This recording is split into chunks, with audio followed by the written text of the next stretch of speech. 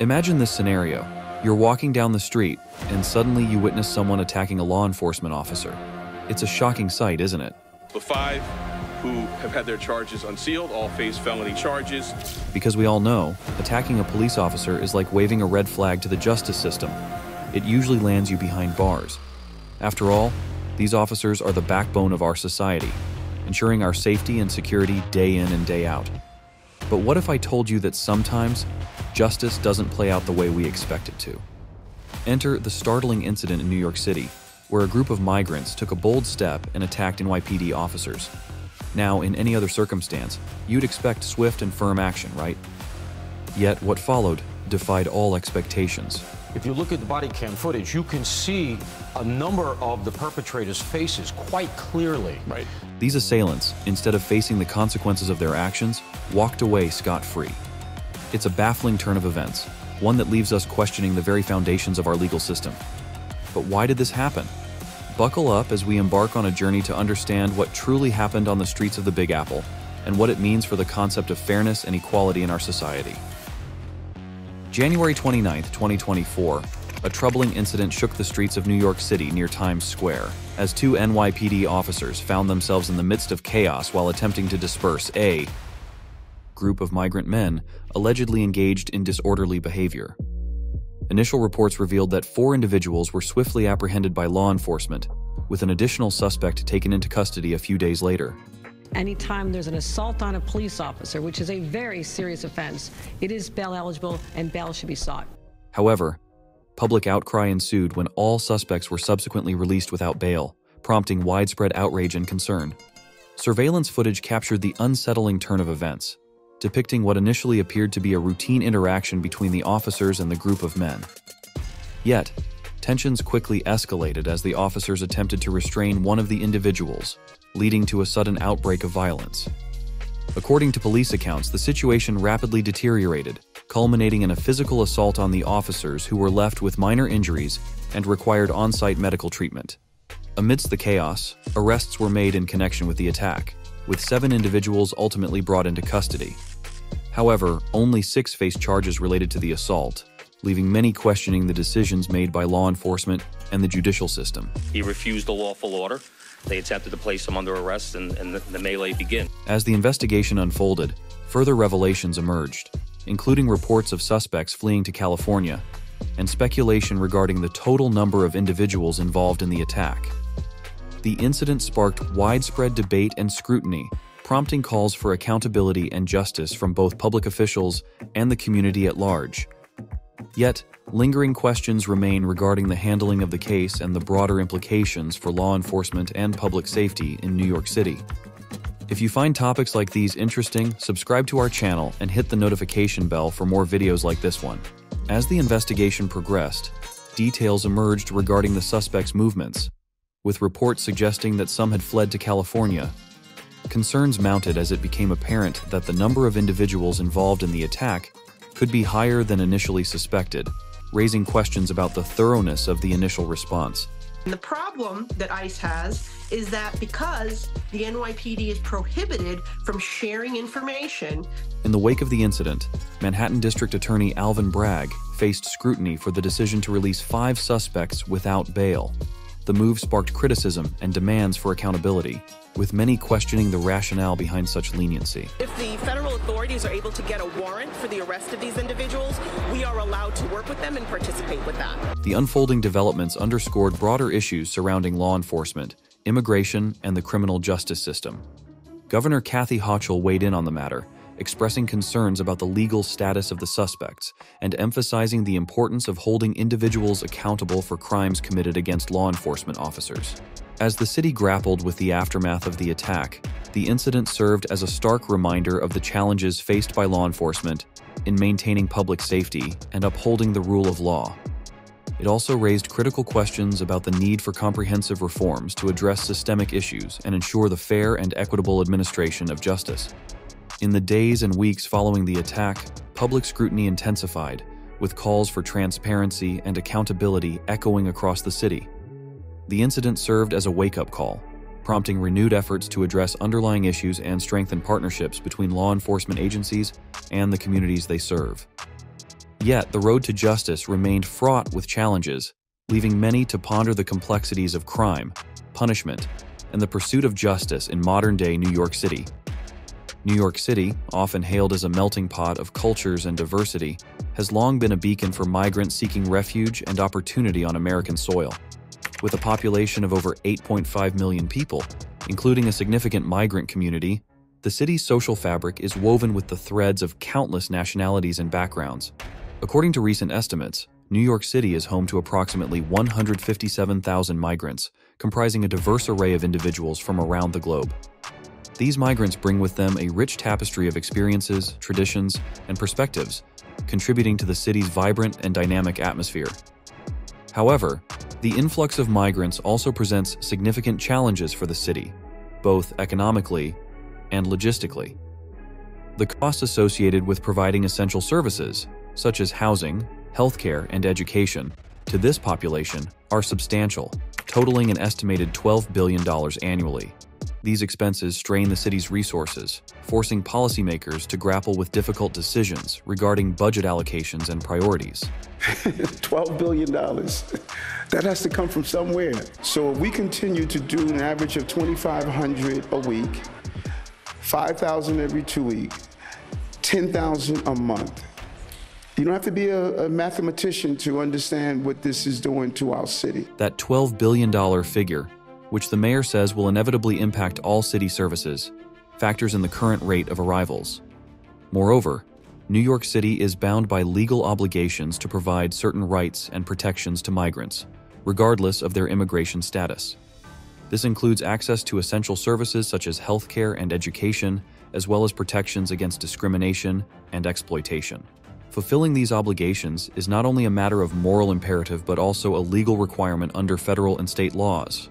Yet the city's capacity to meet these obligations is increasingly strained, exacerbated by limited resources and competing demands. The sheer scale of the migrant population, coupled with the complexities of immigration policy and enforcement, presents a formidable challenge for local authorities. In light of these challenges, New York City finds itself at a crossroads, grappling with the delicate balance between compassion and pragmatism, between upholding legal obligations and managing finite resources. As policymakers navigate these murky waters, the fate of thousands of migrants hangs in the balance, underscoring the urgent need for thoughtful and comprehensive solutions to address the city's migrant crisis. New York City Council Speaker Adrian Adams and a coalition of council members are urgently appealing to Mayor Eric Adams to halt the eviction of asylum seekers from city-provided housing. Under the current policy, families are required to vacate their accommodations after 60 days, while single adults must relocate within 30 days. This rigid timeline has sparked an outcry, with advocates highlighting the immense strain it places on vulnerable individuals. Like this 24-year-old migrant from the Congo waits outside the East Village Processing Center for asylum seekers. Very cold. Accordance with the new eviction policy, approximately 4,400 migrant families with children have received eviction notices, and those reaching the state limits will be gradually evicted over the next several weeks. For those without alternative accommodations, reapplication for housing at the Roosevelt Hotel becomes necessary. Currently, City Hall reports around 40 families unable to secure housing, prompting them to reapply for a new hotel room. Recent reports have shed light on the dire consequences of these eviction notices. Just weeks ago, approximately 40 families, including a pregnant woman, were forcibly removed from the Row Hotel near Times Square.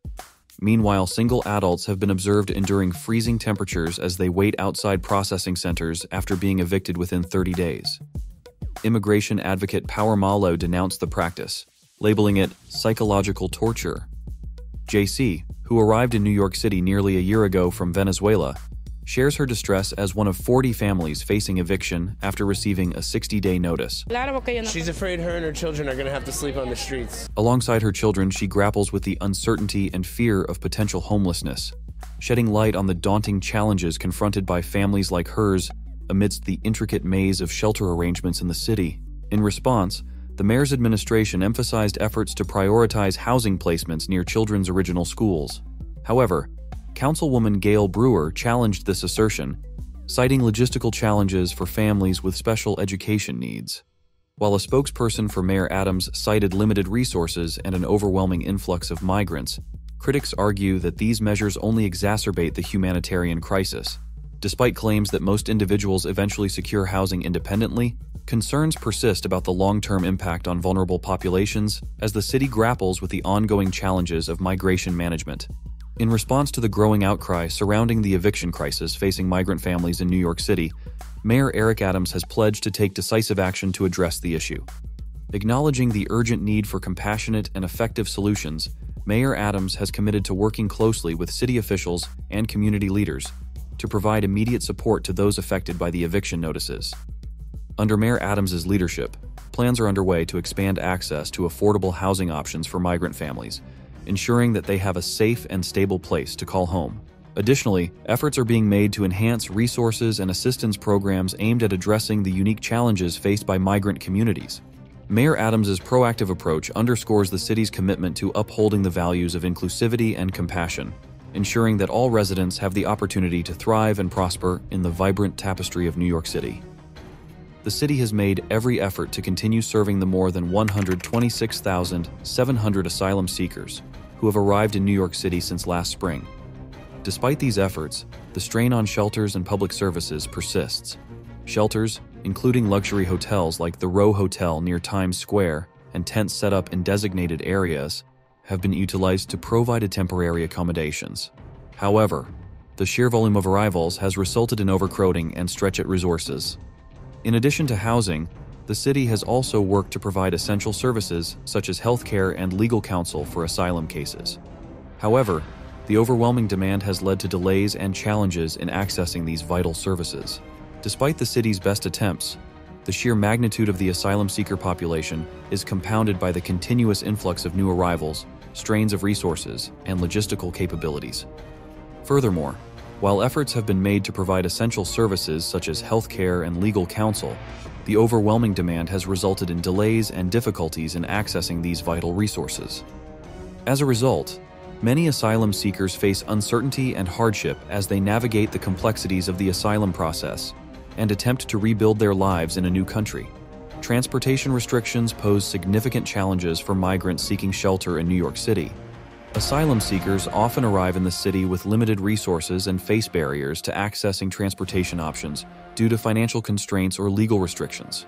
This limited mobility hampers their ability to travel to designated shelters or alternative arrival points, forcing many to rely on makeshift accommodations or sleep rough on the streets.